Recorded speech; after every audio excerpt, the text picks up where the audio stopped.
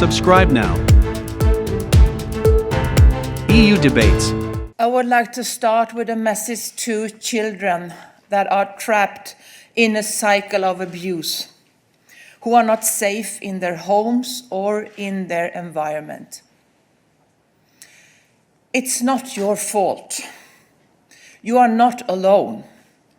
This proposal is about protecting you, rescue you, helping you. To the survivors who know that photos and videos of their worst moment in life is still shared online.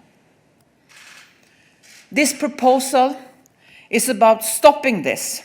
You should not have to relive your nightmares again.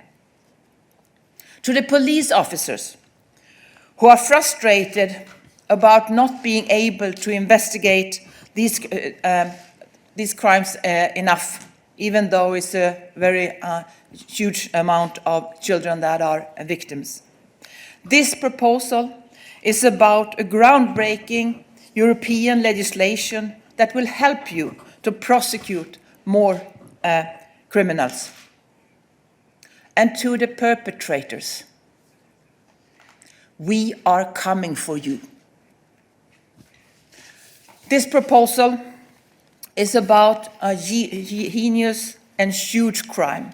As the Braca just said, nobody knows for sure, but Council of Europe estimates that 1 child out of 5 is a victim of sexual violence.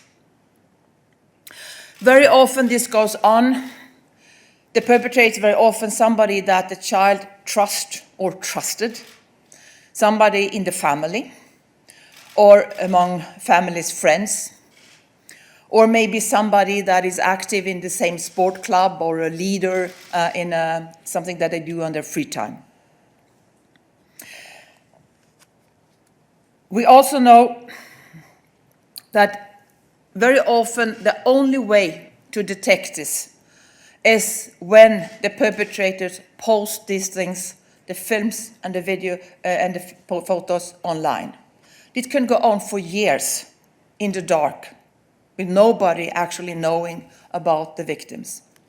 But when it goes online, it's possible to detect and then also to rescue the children and to go after the perpetrators. Last year, there were reported globally 85 million photos and videos of child sexual abuse in 1 year. And these reports came from only 5 companies. So a lot of companies are not doing the detection today. I presented a strategy to fight child sexual abuse 2 years ago with a comprehensive approach. This proposal today is mainly focusing on the online component. We are failing to protect children today. But with this proposal, it's tough, it's unprecedented, and it's a groundbreaking proposal that makes Europe in the global lead of the fight against child sexual abuse online. We propose today to set up an independent EU center to fight child sexual abuse. This center should have a very important role for the legislation on detection of online child sexual abuse. I will come to that in a moment. This EU center will also be important to help and support member states in the prevention of this crime and to support the victims and to make sure that no victim, no survivor should have their content circling around on the internet after. We propose that this new center should be a new agency, totally independent, with its own executive director, with its own management board, but it will be co-host together with Europol to share the overhead costs and also to make it easy for the important close cooperation that they need to have with the law enforcement. On the regulation I'm proposing, it's about the detection of this child sexual abuse material. Companies have voluntarily detected these content for over a decade. for it's mostly shared in interpersonal communication. And companies detect today this interpersonal communication, and when they find it, they report it and delete it. As I said, 85 million videos and photos were reported last year. In the EU, the reports related to the European Union, the member states, have increased with 6,000% the last 10 years. Why is this increasing? Of course, nobody knows for sure, but I think one important reason is, of course, of profit, but also that the business model of some of these pedophile rings is that you have to pay by producing new material to be able to look at old material. And what I mean with new material means new rapes, that you have to rape a child, send it online, stream it live maybe, to be able to see others rape children. The content that has been growing the most is those that include children between 7 and 10 years old.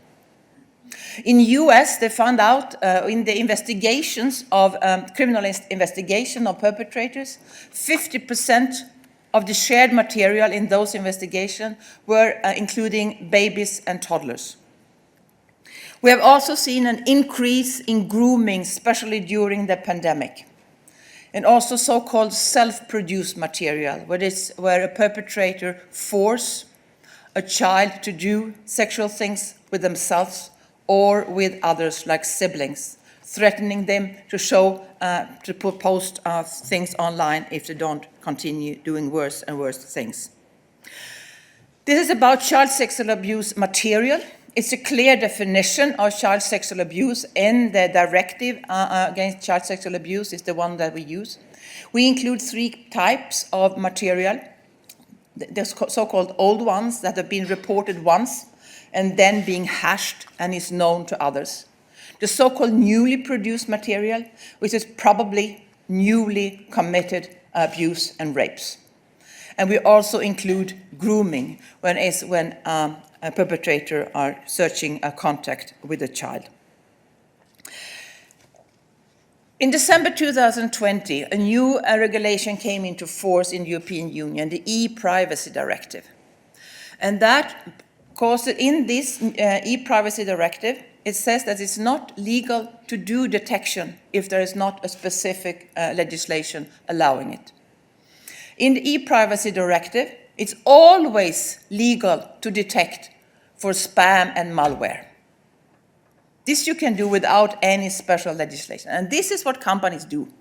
They detect all interpersonal communication to make sure there is no spam and malware. Why do they do that? For profit, of course. Because we will not use these communication services if they're being infected with spam and malware. So it's for purely survival reasons that they have to do that. Otherwise, they can't sell their services. But I'm now proposing that this should also be allowed to do the detection for the child sexual abuse material, to continue to do that. And this comes, of course, with a lot of safeguards. I will explain that to you. What we are targeting in this legislation are the providers, service providers online, and hosting providers. Child sexual abuse material globally, 90% of it is hosted in the EU. So we are a big host of child sexual abuse material in our member states. The legislative proposal is based on the GDPR, it's based on the Digital Service Act, and is very tailored to target this child sexual abuse material online. We propose to make it mandatory for all providers of services and hosting to make a risk assessment. Is there a risk that my service, my hosting, will be used or abused for sharing child sexual abuse material? They have to do the risk assessment. They have also to present what kind of mitigating measures they are taking. For example, if children have access to this service or not. They have to present this risk assessment and the mitigating measures to a competent authority in the member state where they are based or in the member state where they have appointed a legal representative in the European Union. This competent authority will assess this, see how big is the risk, how effective are the mitigating measures, as there are need for additional measures. Then they will come back to the company, they will consult the EU Centre, they will consult the data protection agencies to say whether there should be a detection order. And if they find there should be a detection order, then they should ask another independent authority, could be a court in that specific member state, to issue a detection order for a specific period of time. And that could take into account what kind of technology they are allowed to use for this detection. So that's how we put a safeguard. So it's not allowed to do a detection without a detection order. But when there is a detection order, you're obliged to do it, and you're obliged to report when and if you find the child sexual abuse material online.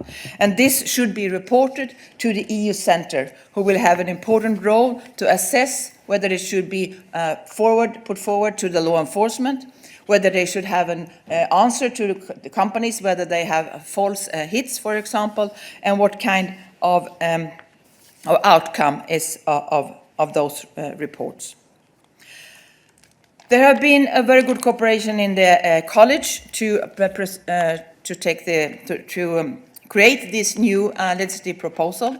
This will come instead of the temporary legislation that is now in place to allow for the detection of child sexual abuse online. This will be the permanent legislation.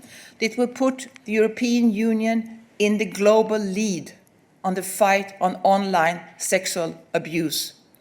And of course, I'm prepared to hear criticism from companies, because detecting child sexual abuse material, protecting children, is maybe not profitable, but it's necessary.